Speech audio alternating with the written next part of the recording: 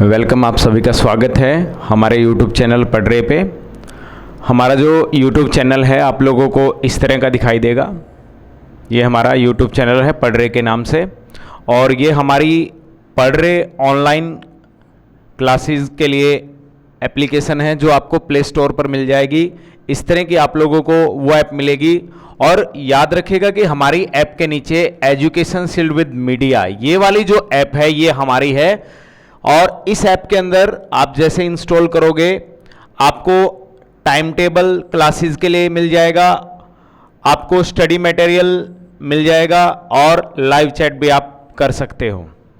और इसके लिए आप लोग प्ले स्टोर पर जाकर हमारी ऐप को इंस्टॉल कर सकते हो, और हमारी ऐप के नीचे एजुकेशन शील्ड विद मीडिया लिखा हुआ है, ये वाली ऐप हमारी है। ठीक है, हम स्टार्ट करते हैं आज का हमारा टॉपिक। देखिएगा आज का जो हमारा टॉपिक है वो क्या है, ध्यान दीजिएगा। सबसे पहले मैं आपको बता दूं, मेरा नाम जितेंद्र है।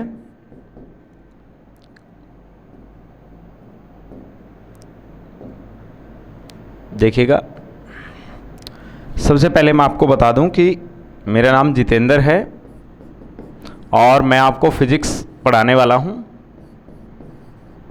आज की जो हमारी क्लास है वो बेसिकली उसके अंदर हम 12th क्लास के टॉपिक की बात करेंगे।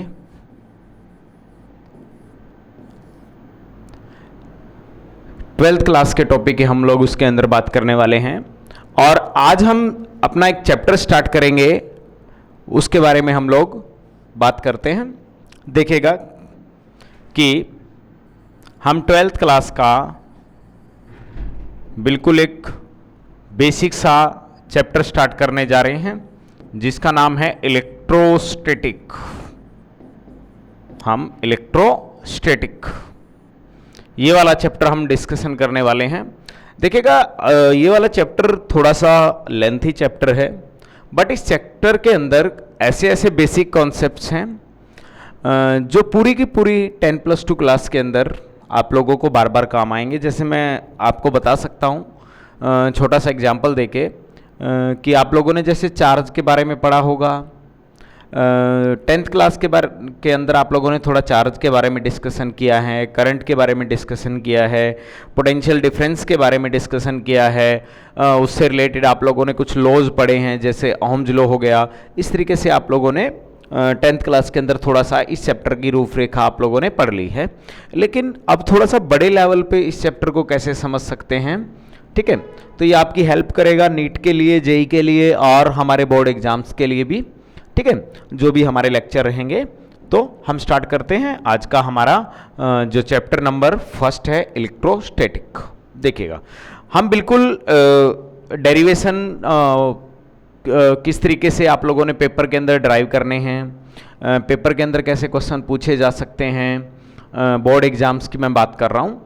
और साथ के साथ हम कुछ कंपटीशन से रिलेटेड भी न्यूमेरिकल वगैरह वगैरह किस तरीके के रहते हैं, किस तरीके के न्यूमेरिकल्स नीट के अंदर पूछे जाते हैं, ठीक है, उस तरीके की भी हम बातें करते रहेंगे।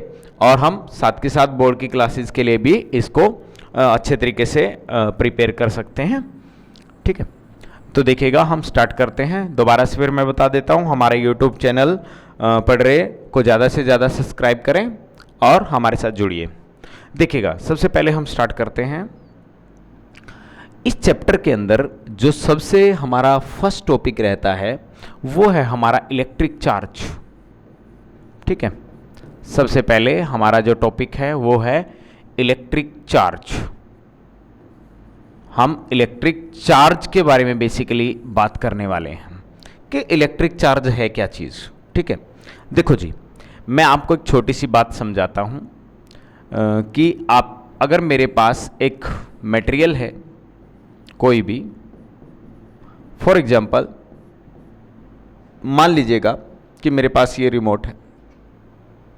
ठीक है, अगर मैं इस रिमोट की बात करूं तो आपको पता है कि अगर मैं इसके अंदर के स्ट्रक्चर को समझाने की कोशिश करूं आप लोगों को तो कुछ ऐसा रहने वाला है। देखो, इसके अंदर छोटे छोटे ऐसे एटम्स हैं, आपको पता ही है, इस तरीके के एटम्स हैं। और आपको पता है कि किसी के अंदर भी बिलियंस नंबर ऑफ एटम हो सकते हैं, अरबों खरबों एटम्स हो सकते हैं, ठीक है ना। तो इस तरीके से इसके अंदर एटम्स हैं। अगर मैं आपको एक एटम को बड़ा करके समझाऊं, कैसे, ध्यान देना।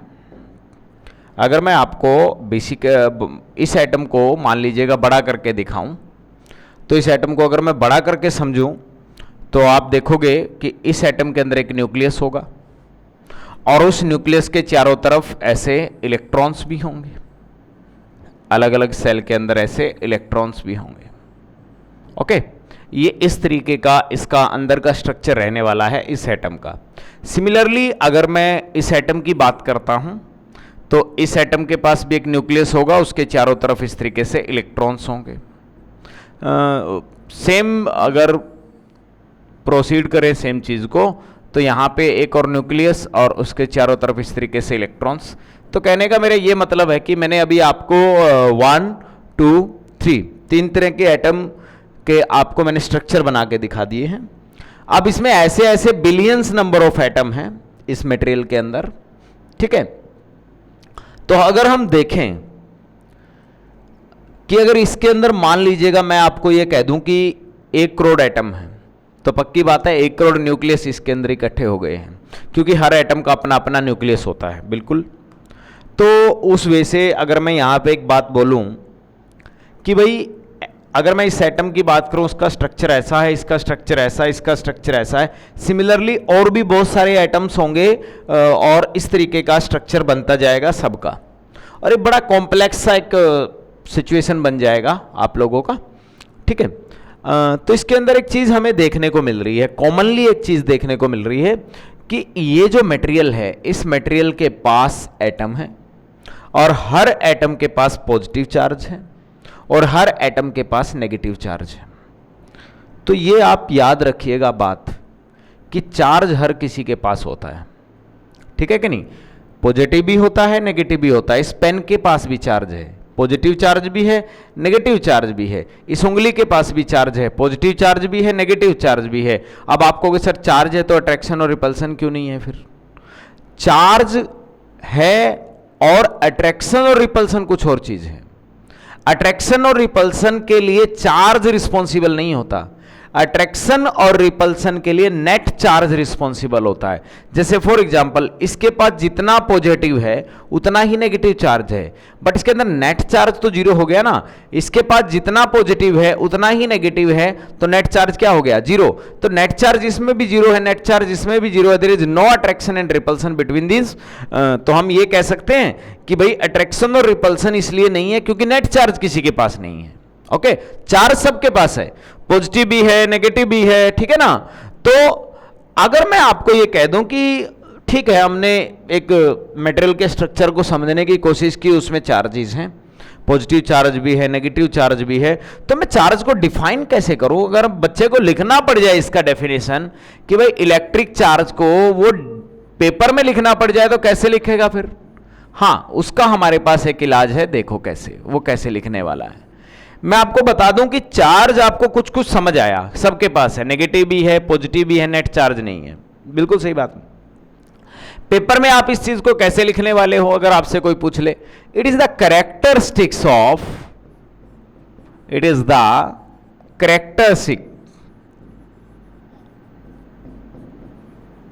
Characteristics of matter.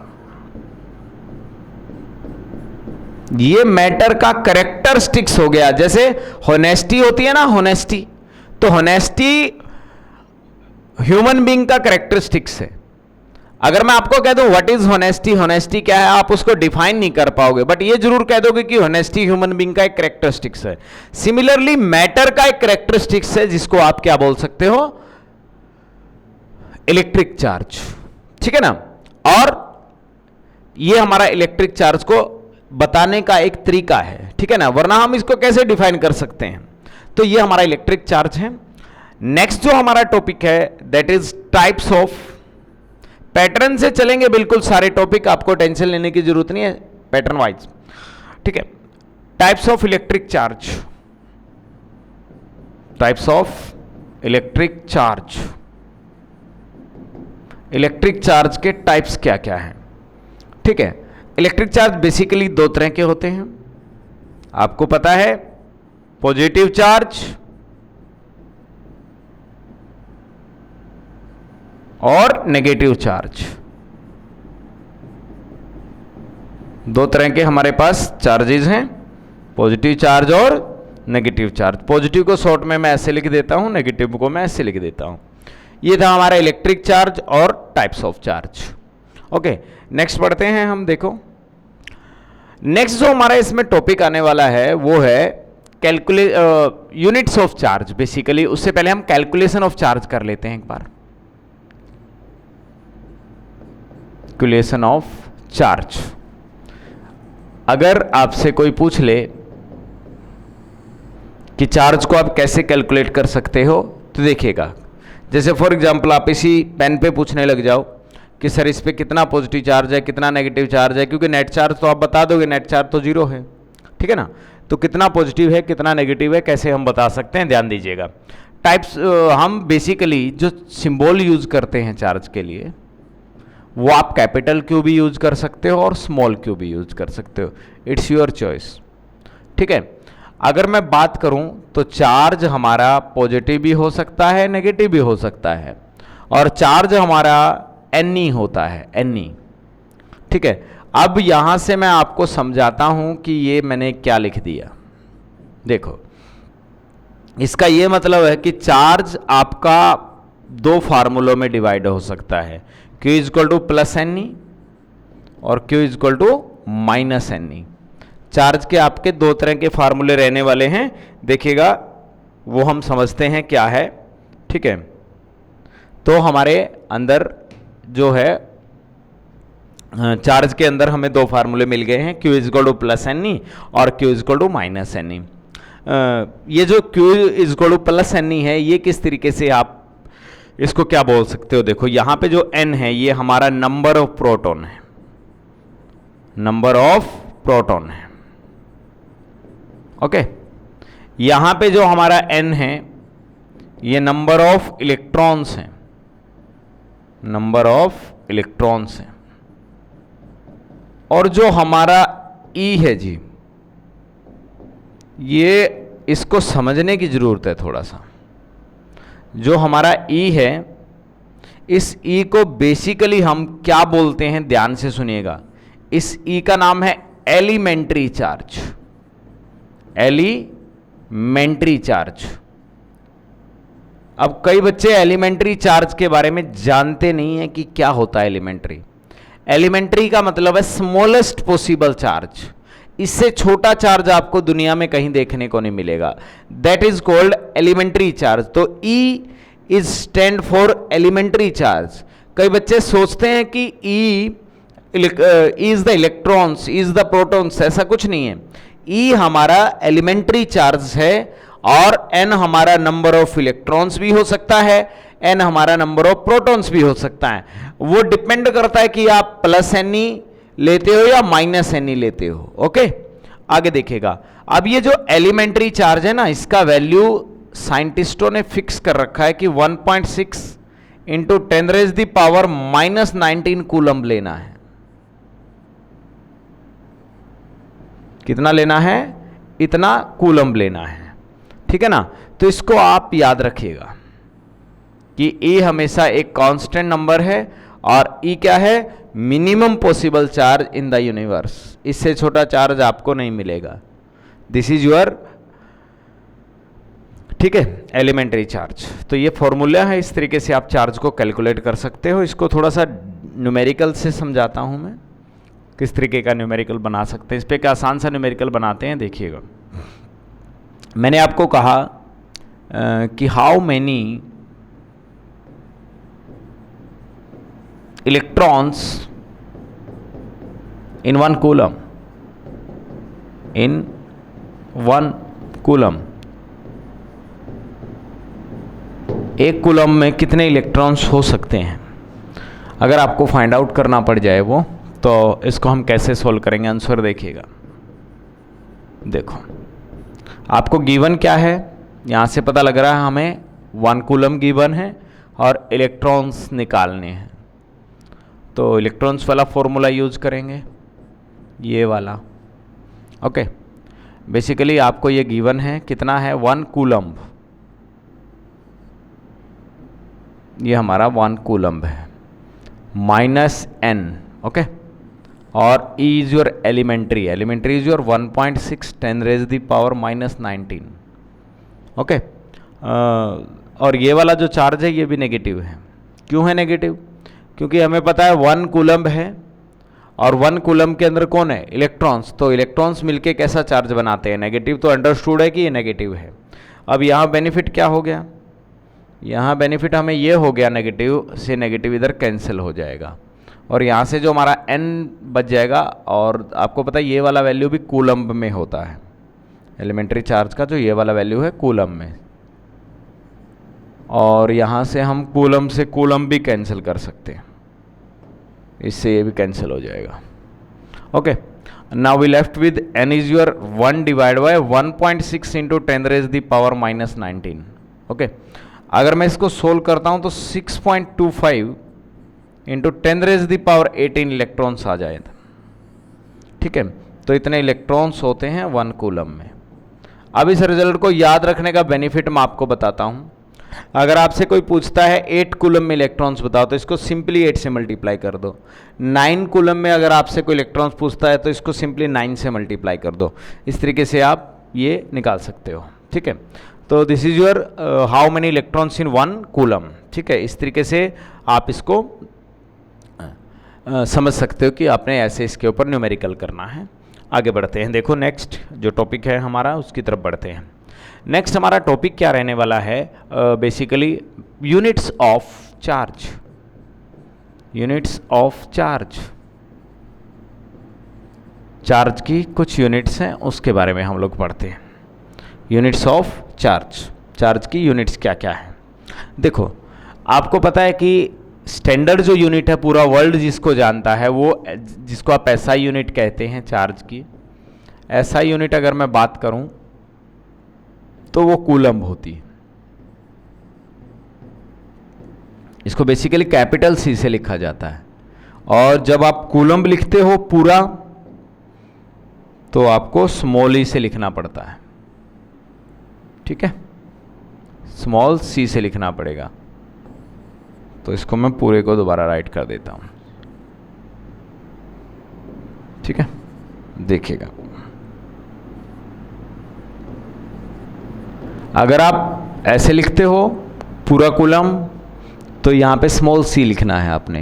+1 क्लास में हम लोगों ने सीखा है कि जो यूनिट्स का जो अगर आप पूरा यूनिट्स का नाम राइट करोगे तो आपको फिर यहाँ से स्मॉल लेटर से स्टार्ट करना पड़ता है और सिंबल जो यूज़ करते हैं वो कैपिटल लेटर से आप लोगों को करना पड़ता है। जैसे फॉर एग्जांपल कहीं पे ऐसे लिखा हुआ है ना 5 न्यूटन, तो इट मीन्स यूर फोर्स, ये आपका फोर्स है।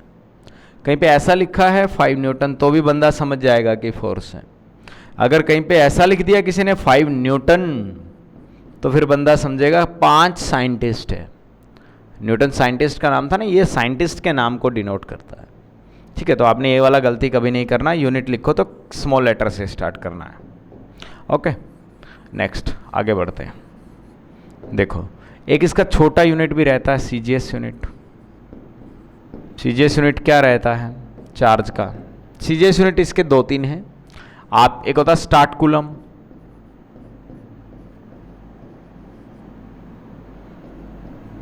स्टार्ट कूलम्ब हो गया। स्टार्ट कूलम्ब को ईएसयू भी बोलते हैं, अगर आप लोगों ने कभी सुना हो तो, इलेक्ट्रोस्टैटिक यूनिट, इलेक्ट्रोस्टैटिक यूनिट,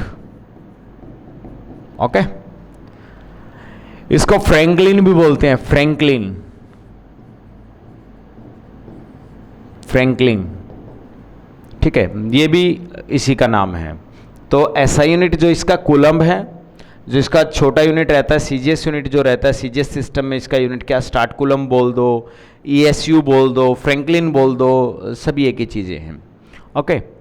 तो इस तरीके से आप इसको याद कर सकते हो। और ऐसे कहते हैं कि 1 कूलम्ब 3 इंटू 10⁻⁹ स्टार्ट कूलम्ब के बराबर होता है, ठीक है।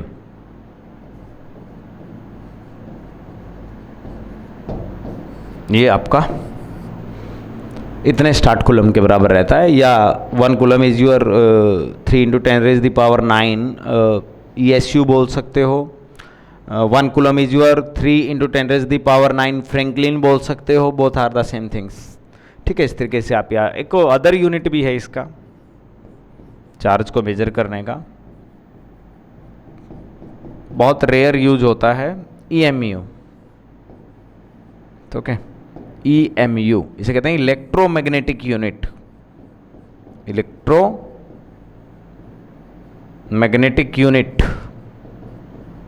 ठीक है, ये भी आपका चार्ज को मेजर करने के इस तरीके से आप चार्ज को, SI यूनिट कूलम है, CGS यूनिट इसका स्टार्ट कूलम है, ESU बोल दो, फ्रैंकलिन बोल दो, एक ही चीज़ है। और 1 coulomb is 3 × 10⁻⁴ start coulomb, ESU या फ्रैंकलिन। ओके, इस तरीके से एक और यूनिट कई बार यूज करते हैं हम लोग, इलेक्ट्रोमैग्नेटिक यूनिट।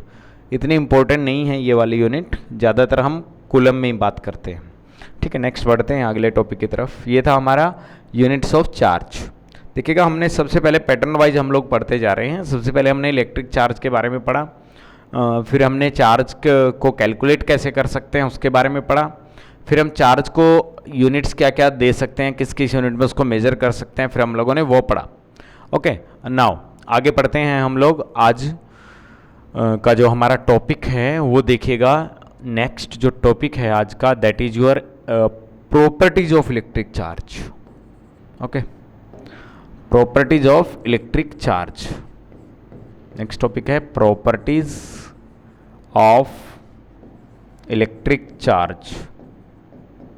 इलेक्ट्रिक चार्ज की प्रॉपर्टीज, क्या क्या प्रॉपर्टीज हैं वो समझते हैं। ठीक है, देखिएगा क्या क्या प्रॉपर्टीज हैं इलेक्ट्रिक चार्ज की। सबसे पहले जो हमारी प्रॉपर्टी है उसके बारे में हम लोग पढ़ लें एक बार।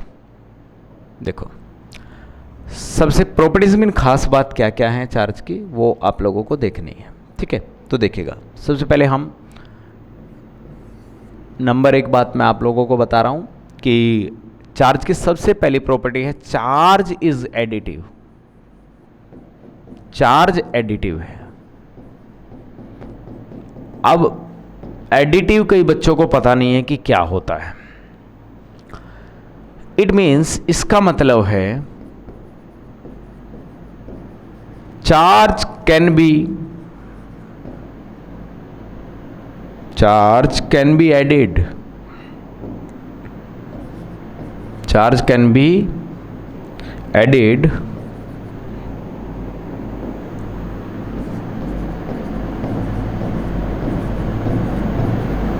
add and subtract by simple algebraic rule।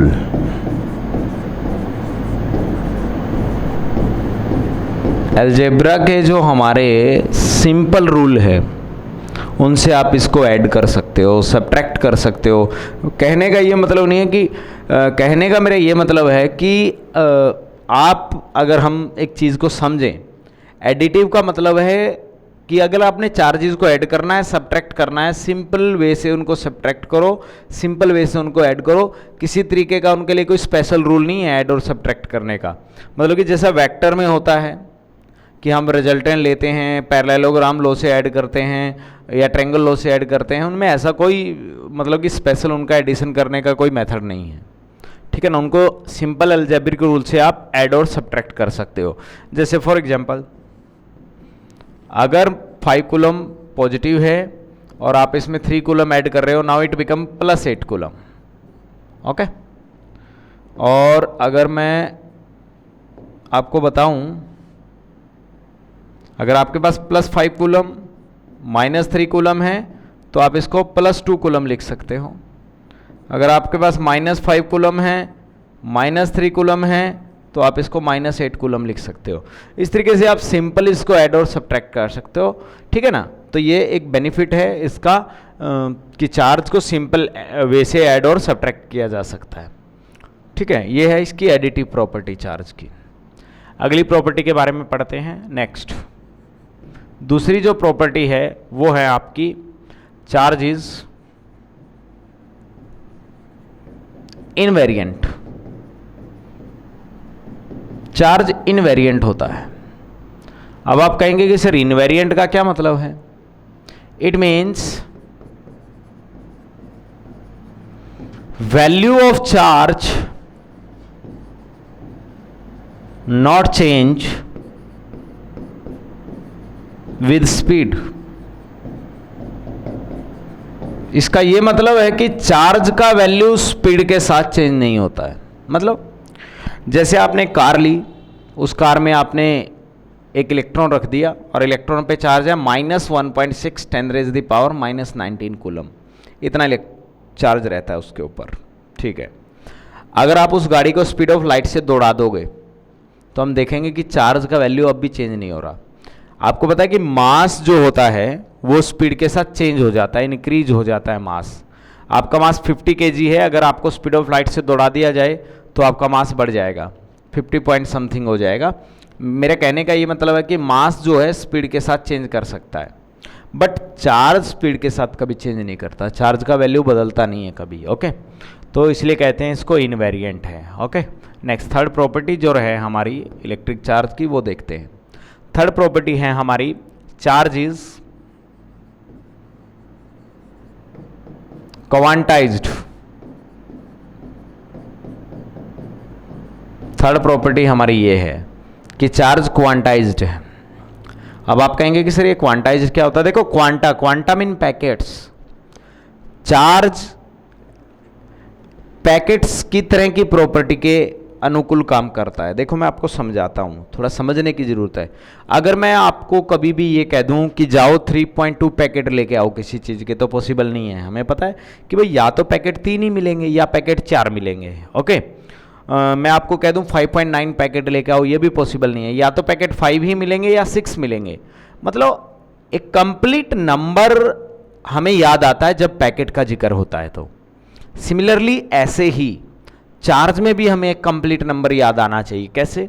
ध्यान दो, चार्ज आपको पता है या तो प्लस का भी हो सकता है माइनस का भी, n ही। तो यहाँ पे जो हमारा n है या तो वो 1 होगा या वो 2 होगा या वो 3 होगा या वो 4 होगा, इस तरीके से n का वैल्यू होगा। मतलब या तो हमारा चार्ज पॉसिबल है प्लस माइनस ई, या है प्लस माइनस 2e, या हमारा चार्ज इसको 3b प्लस माइनस 3e, इस तरीके से चार्ज पॉसिबल है। ठीक है ना? जैसे मैं अगर n को मैं लिख दूं 3.2 तो क्या हो गया चार्ज 3.2e, वो पॉसिबल नहीं है। यानी n हमारा एक कंप्लीट नंबर होना चाहिए, वो डेसिमल्स में नहीं होना चाहिए। तो अगर हम n को यहाँ पे कंप्लीट नंबर रखेंगे तो हमारा चार्ज मिलेगा e, 2e, 3, 4e, 5e, 6e, 7e। तो ये पैकेट्स की तरह लग रहा है, 7 पैकेट, 8 पैकेट, 6 पैकेट। इस तरीके से हम कह सकते हैं कि चार्ज क्वांटाइज्ड है। तो ये प्रॉपर्टी हमें बताती है कि चार्ज क्वांटाइज्ड है। चार्ज की जो नेक्स्ट प्रॉपर्टी है हम उसके बारे में पढ़ते हैं एक बार। इस प्रॉपर्टी को आप देख लीजिएगा। ठीक है, अगली जो प्रॉपर्टी है उसके बारे में डिस्कशन करते हैं। देखो ध्यान से, प्रॉपर्टी नंबर 4, जो फोर्थ प्रॉपर्टी है वो क्या है, ध्यान से समझो। जो चार्ज की लास्ट प्रॉपर्टी है वो है charge is conserved, always conserved.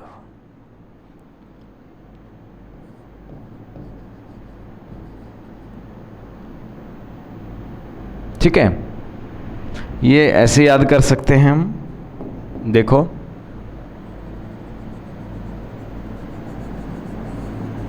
Example से तो मैं एक बार लिख देता हूं इसको, चार्ज इज ऑलवेज कंजर्व्ड।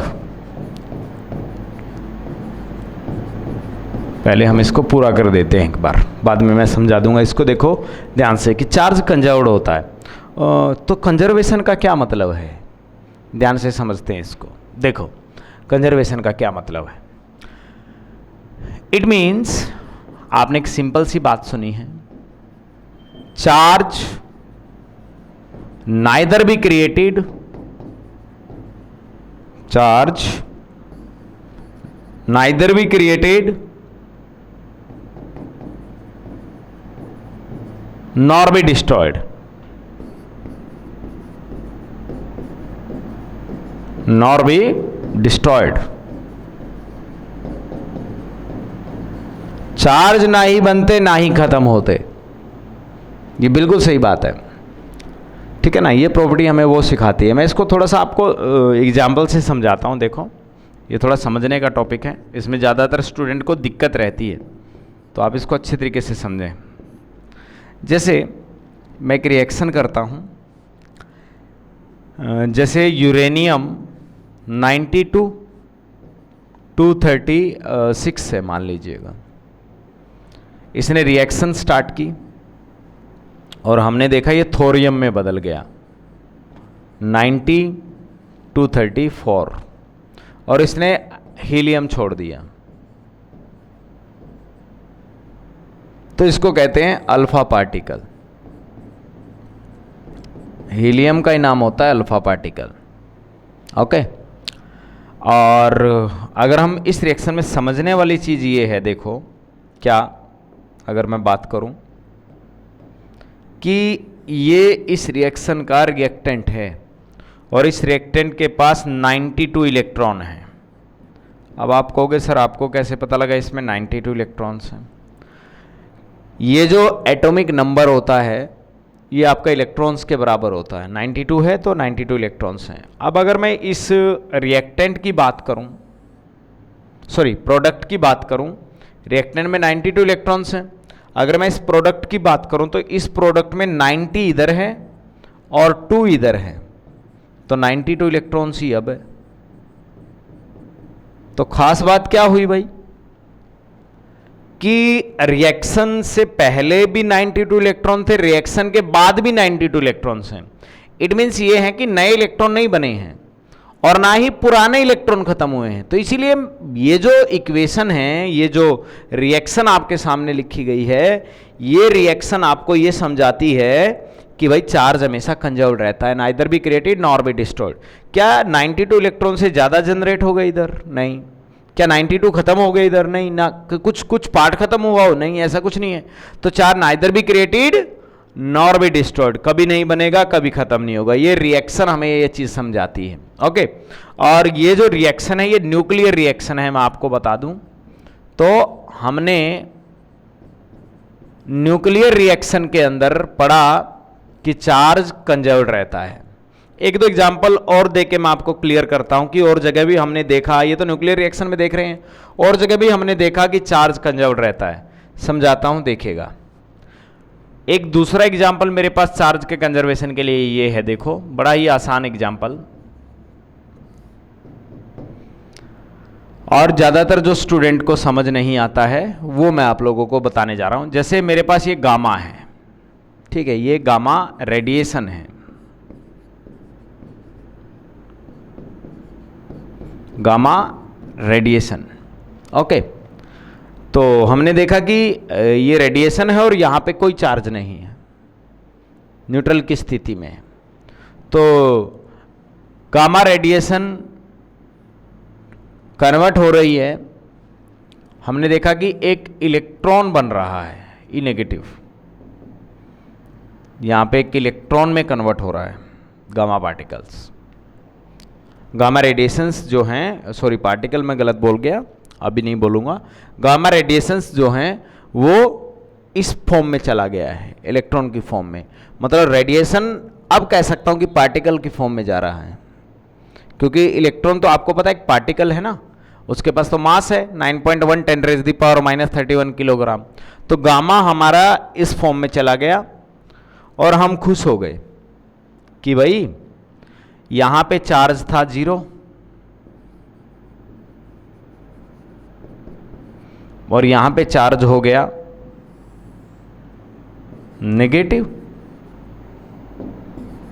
हम बड़े खुश हुए, चार्ज हो गया नेगेटिव।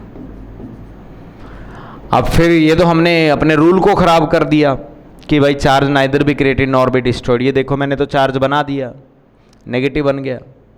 बट हमने देखा कि इसके आसपास में एक चीज़ और थी जिसके ऊपर हमारा ध्यान बाद में गया, वो चीज़ थी ई पॉजिटिव, और इसको नाम दिया गया पोजिस्ट्रॉन।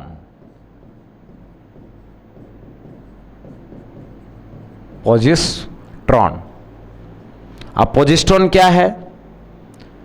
पोजिस्ट्रॉन एक ऐसा पार्टिकल है जिसके ऊपर चार्ज इलेक्ट्रॉन से अपोजिट होता है और उतना ही होता है जितना इलेक्ट्रॉन्स पे होता है। ठीक है, ये पॉजिटिव पार्टिकल है, ये नेगेटिव पार्टी, इसके ऊपर नेगेटिवली चार्ज है। तो हमारा ध्यान गया इसके ऊपर कि भाई ये इलेक्ट्रॉन में कन्वर्ट हो गया, लेकिन हमने देखा नहीं कि साइड में एक नई चीज़ ने और जन्म ले लिया, नई चीज़ और बन गई। अब फिर हमारे दिमाग में आया कि ये नई चीज़ क्यों बनी है भाई?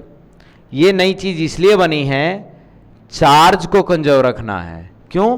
क्योंकि प्लस और माइनस मिलके दोबारा से नेट चार्ज क्या बनाने वाले हैं? 0। ये देखो, यहां पे अगर चार्ज 0 था तो यहां पे हम खुश हुए कि नेगेटिव बन गया, लेकिन साथ के साथ एक पोजिस्ट्रॉन का भी क्या हो गया? जन्म हो गया। और पोजिस्ट्रॉन आने की वजह से फिर नेट चार्ज क्या हो गया? 0।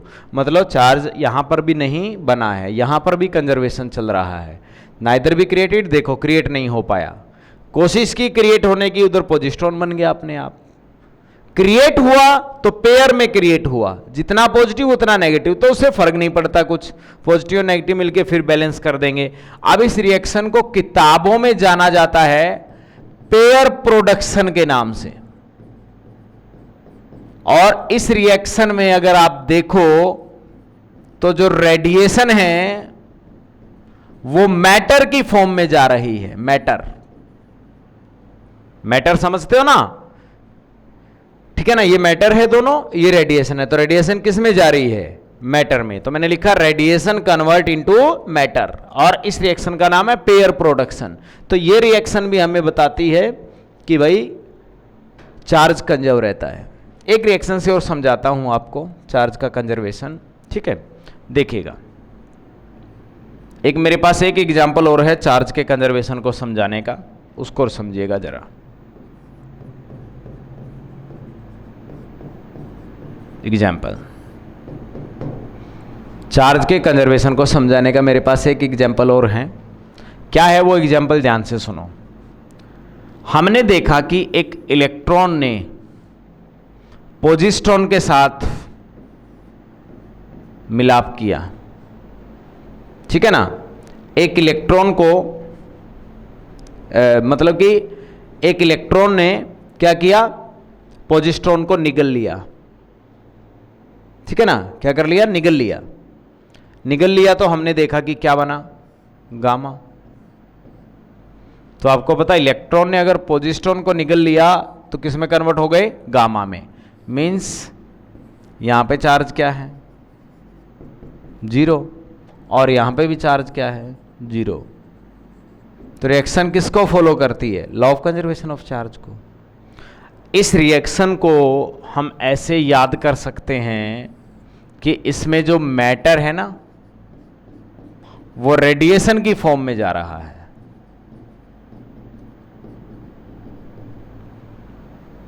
ठीक है ना, रिएक्शन जो किस फॉर्म में याद कर सकते हैं कि ये मैटर है, किसकी फॉर्म में जा रहा है? रेडिएशन की फॉर्म में। ठीक है, पहले वाला था रेडिएशन इनटू मैटर। अब मैंने देखो सारी बातें तुम लोगों को बता दी बड़ा ही सीरियस वे से कि मैटर रेडिएशन में जाता हो तो भी कंजर्वेशन है। आप देख रहे हो पेयर प्रोडक्शन वाली रिएक्शन में हमने क्या देखा कि रेडिएशन मैटर में जाती है फिर भी कंजर्वेशन है, और न्यूक्लियर रिएक्शन में भी हमने देखा कि भाई फिर भी कंजर्वेशन रहता है। हर एक रिएक्शन में law of conservation of charge follow हो रहा है।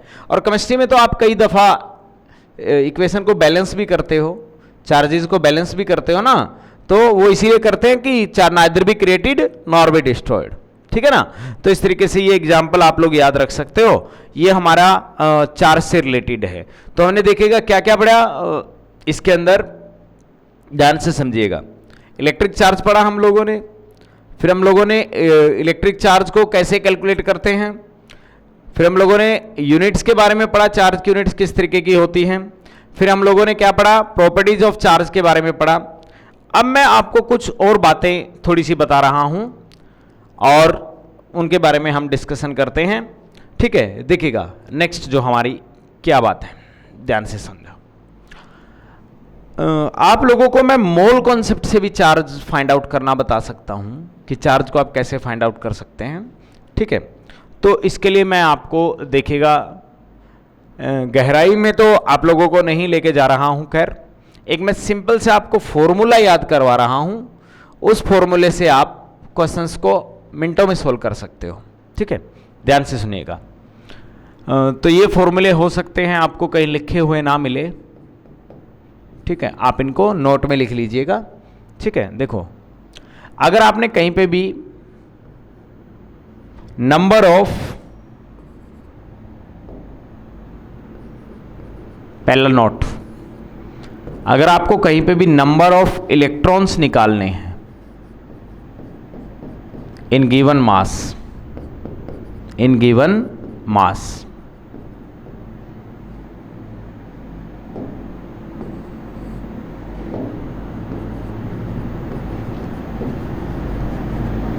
तो उसको आप n मानिएगा और ये फार्मूला याद रखिएगा।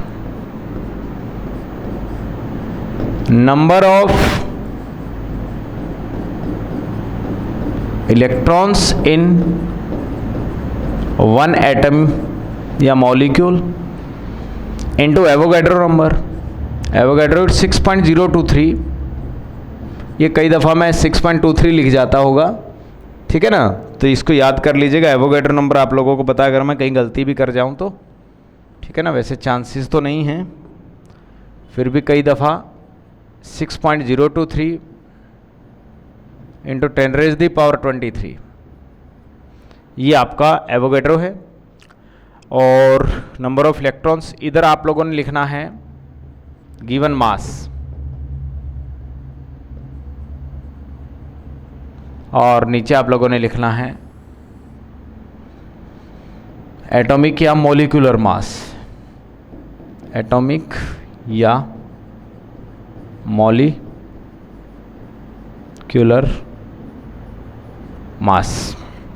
ये फार्मूला आप लोगों को याद रखना है। ये नंबर ऑफ इलेक्ट्रॉन्स निकालने का फॉर्मूला है गिवन मास के अंदर। ठीक है, इसके अंदर आपको क्या करना है, number of electrons in one atom into Avogadro number 6.023 into given mass divide by atomic या मोलिकुलर मास। एटम है तो एटॉमिक मास, मोलिक्यूल है तो मोलिकुलर मास, ठीक है ना। ओके, और अगर आपको नेगेटिव चार्ज निकालना है, यहीं पे मैं बता देता हूं आपको शॉर्ट में, अगर आपको नेगेटिव चार्ज निकालना है तो सिंपली ये जो आपने n निकाला इधर लिखो, इधर नेगेटिव का साइन लगाओ और इसको एलिमेंट्री से मल्टीप्लाई कर दो। और एलिमेंट्री आपको पता है कितना लेना है, 1.6 10⁻⁻19 कूलम लेना है।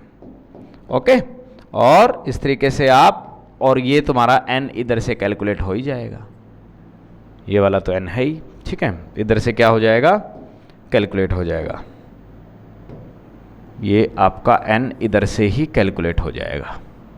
और एलिमेंट्री से 1.6 इंटू 10⁻⁻19 से आप इसको, और ये फार्मूला आपको कहीं लिखा हुआ नहीं मिलेगा, आप इसको एक बार नोट कर लीजिएगा। ये बहुत ही इंपॉर्टेंट फार्मूला है और अभी मैं इसको अप्लाई करना भी आप लोगों को सिखाऊंगा।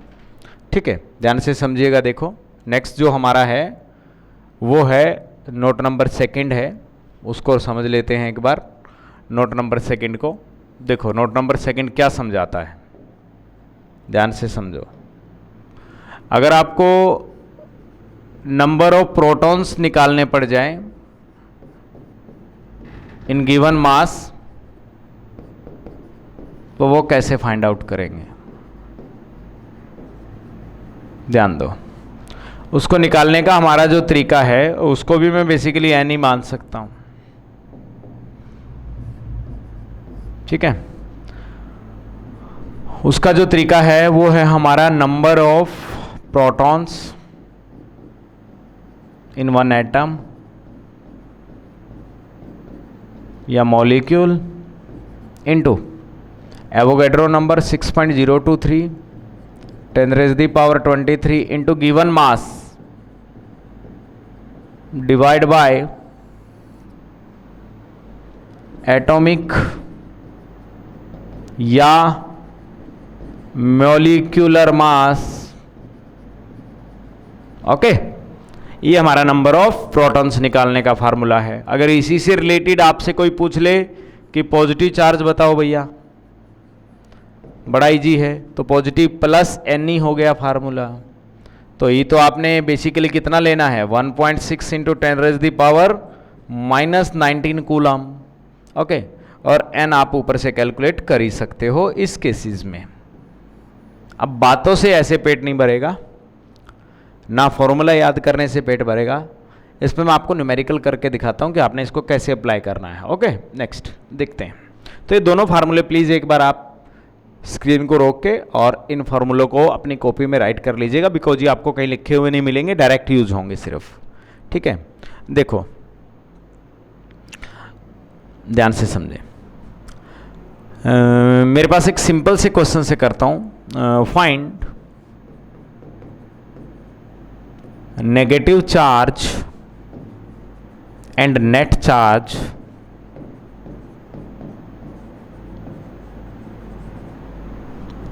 in 10 gram of CO2। CO2 के 10 ग्राम में आप नेगेटिव और नेट चार्ज बताएं। ये सिंपल सा क्वेश्चन है, आंसर।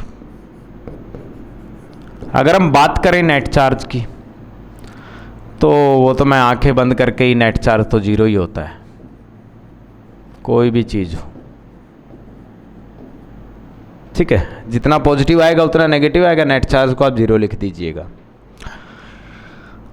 नेगेटिव चार्ज बेसिकली आपका मैंने बताया था -Ni फॉर्मूला होता है। नेगेटिव चार्ज की अगर मैं बात करूं, -N, N हमने पढ़ा था, अगर आपको याद हो तो, number of electrons into Avogadro into given मास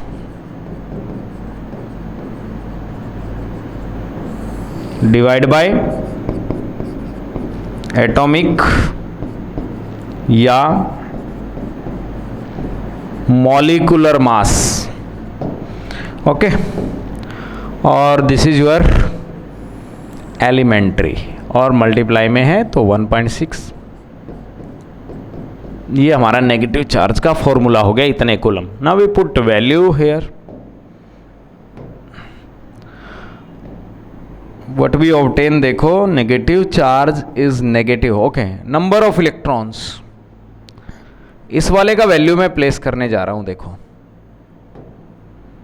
इस वाले चीज का वैल्यू मैं प्लेस करने को जा रहा हूं, इसको। नंबर ऑफ इलेक्ट्रॉन्स कितने हैं यहां पे, नंबर ऑफ इलेक्ट्रॉन्स, नेगेटिव का नेगेटिव लिख दिया, नंबर ऑफ इलेक्ट्रॉन्स का वैल्यू लिख रहा हूं। Okay, now this is your CO2। CO2 carbon है, 6 इलेक्ट्रॉन होते हैं, एटॉमिक नंबर 6 होता है ना कार्बन का, तो कार्बन के 6 इलेक्ट्रॉन्स हो गए। ऑक्सीजन है, ऑक्सीजन में आपको पता है 8 इलेक्ट्रॉन होते हैं ना एक ऑक्सीजन में, तो ऑक्सीजन हमारे हैं कितने, 2, तो 16 इलेक्ट्रॉन हो गए, 16 हो गए कि नहीं हो गए। कार्बन में 6 इलेक्ट्रॉन हैं, दिस योर ऑक्सीजन, ऑक्सीजन में 8 इलेक्ट्रॉन हो गए हैं, लेकिन ऑक्सीजन हमारे 2 हैं, तो ये 16 यहाँ पे हो गए हैं। ठीक है ना, जैसे 8 इलेक्ट्रॉन होते हैं एक में, लेकिन 2 ऑक्सीजन लगे हुए हैं, इट बिकम्स 16 6 22 इलेक्ट्रॉन्स हो गए हैं आपके। तो मैं यहां पे 22 लिख रहा हूं, इनटू आगे जो है मेरा वो है Avogadro. Okay, now we put here Avogadro value 6.023 into 10⁻23। Okay, into given mass is your 10 gram, this is your 10 gram, divide by atomic या मोलिकुलर मास, वो हमें पता लग जाएगा। कार्बन का एटॉमिक मास 12 है, ऑक्सीजन का 16 है, बट ऑक्सीजन 2 हैं। ओके, जैसे इसको ऐसे समझ सकते हैं, CO2 कार्बन में 12 हो गया एटॉमिक मास, ऑक्सीजन में 16 है, लेकिन ऑक्सीजन है 16 इंटू 2 हो जाएगा, 2 ऑक्सीजन हो गए ना, 32 और ये 1 2, तो इट बिकम 44 ग्राम्स, ये हो गया, ठीक है ना। 32 हो गया और 2 ये हो गया 44 ग्राम्स, तो this is your molecular mass is your 44, okay. Into में 1.6 और इसको प्लेस कर देते हैं 1.6 into 10 raise the power -19 coulomb, this is your negative charge. इसको आप सोल्व कर सकते हो, ये आप लोगों का नेगेटिव चार्ज है, इतना नेगेटिव चार्ज है आपके 10 ग्राम CO2 के अंदर। तो ऐसे आप इसको कैलकुलेट कर सकते हो। स्क्रीन पॉज करके प्लीज एक बार आप इसको लिख लीजिएगा, बहुत ही इंपॉर्टेंट है। सॉल्व आप इसको कर सकते हैं इजीली, ठीक है ना। 10 का पावर में ये हो गया 10 का पावर 24, ये 10 को मिला के फिर उस पावर में से आप इसको माइनस कर सकते हो और फाइनली आप इसको सोल्व कर सकते हो, इसको 2 से कट कर सकते हो, ठीक है। इस तरीके से आप इसको फाइनली सोल्व कर सकते हो और फॉर्मूले में इस तरीके से आपने वैल्यू रखना है। तो ये है negative charge in 10 gram of CO2 और नेट चार्ज तो आपको पता ही है 0 होता है, ठीक है। ध्यान से आगे बढ़ते हैं। देखो इसमें एक क्वेश्चन और है, NCERT में ही आपसे पूछेगा,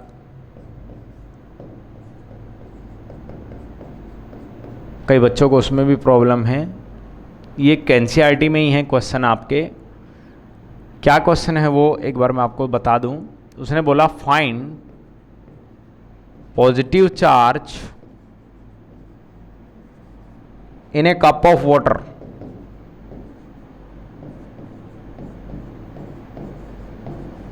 ये क्वेश्चन है।